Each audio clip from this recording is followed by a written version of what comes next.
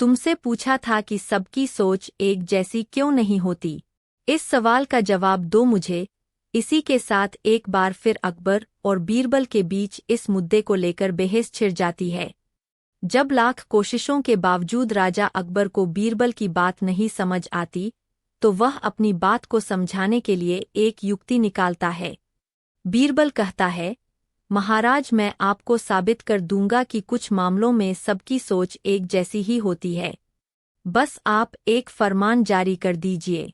फरमान यह होगा कि आने वाली अमावस्या की रात को सभी अपने अपने घर से एक लोटा दूध लाकर आपके बाग में बने सूखे कुएं में डालेंगे और इस फरमान को न मानने वाले को सख्त से सख्त सजा दी जाएगी।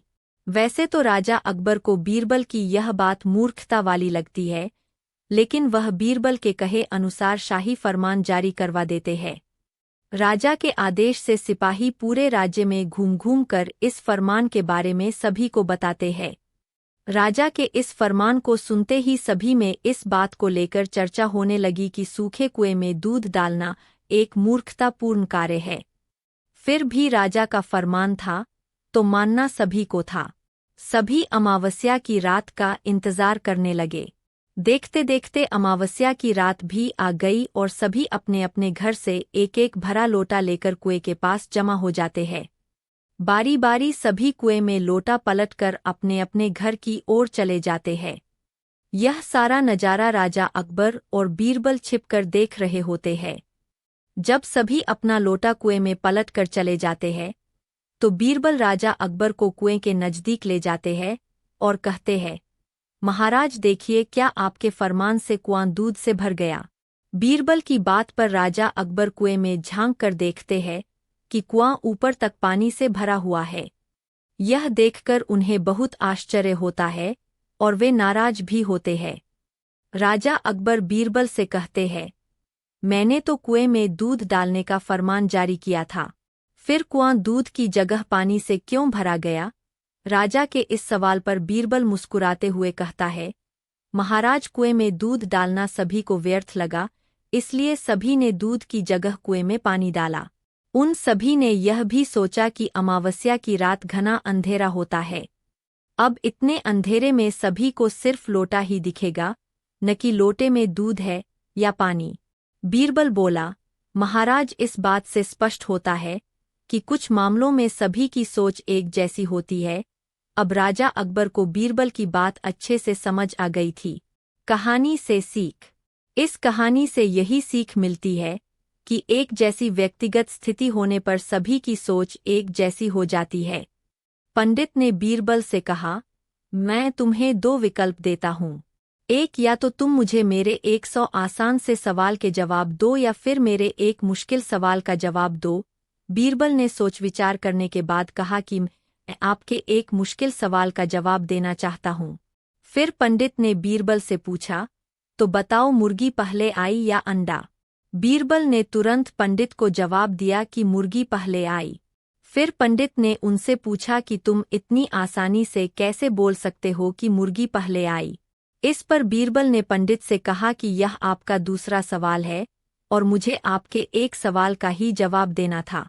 यह बात तब की है जब शहंशाह अकबर और बीरबल की पहली मुलाकात हुई थी। उस समय सभी बीरबल को महेश दास के नाम से जानते थे। एक दिन शहंशाह अकबर बाजार में महेश दास की होशियार से खुश होकर उसे अपने दरबार में इनाम देने के लिए बुलाते हैं और निशानी के तौर पर अपनी अंगूठी देते हैं। कुछ समय के बाद महेश दास सुल्तान अकबर से मिलने का विचार बनाकर उनके महल की ओर रवाना हो जाते हैं।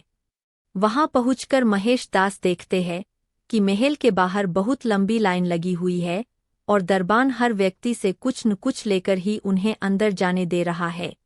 जब महेश दास का नंबर आया तो उसने कहा कि महाराज ने मुझे इनाम देने के लिए बुलाया है और उसने सुल्तान की अंगूठी दिखाई। दरबान के मन में लालच आ गया और उसने कहा कि मैं तुम्हें एक ही शर्त पर अंदर जाने दूंगा, अगर तुम मुझे इनाम में से आधा हिस्सा दो तो। दरबान की बात सुनकर महेश दास ने कुछ सोचा और उसकी बात मानकर महल में चले गए। दरबार में पहुंचकर वह अपना नंबर आने का इंतजार करने लगे। जैसे ही महेश दास की बारी आई और वो सामने आए, तो शहंशाह अकबर उन्हें देखते ही पहचान गए और दरबारियों के सामने उनकी बहुत तारीफ की। बादशाह अकबर ने कहा कि बोलो महेश दास, इनाम में क्या चाहिए?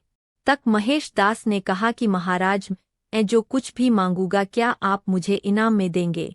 बादशाह अकबर ने कहा कि बिल्कुल, मांगो, क्या मांगते हो? तब महेश दास ने कहा कि महाराज, मुझे पीठ पर 100 कोड़े मारने का इनाम दें। महेश दास की बात सुनकर सभी को हैरानी हुई और बादशाह अकबर ने पूछा कि तुम ऐसा क्यों चाहते हो? तब महेश दास ने दरबान के साथ हुई पूरी घटना बताई और अंत में कहा कि मैंने वादा किया है कि इनाम का आधा हिस्सा मैं दरबान को दूंगा। तब अकबर ने गुस्से में आकर दरबान को 100 कोड़े लगवाए और महेश दास की होशियारी देखकर अपने दरबार में मुख्य सलाहकार के एक बाद गए। उन्होंने सभा में लोगों से पूछा कि कोई ऐसा है यहाँ जिसने झूठ बोला हो। सबने राजा को कहा कि नहीं, वो झूठ नहीं बोलते। यह बात सुनते ही राजा ने बीरबल को राज्य से निकाल दिया। एक बार की बात है, बीरबल को दरबार आने में देरी हो गई। राजा अकबर बेसब्री से बीरबल का इंतजार कर रहे थे। जैसे ही बीरबल दरबार में पहुंचे, अकबर ने उनसे देरी का कारण पूछा।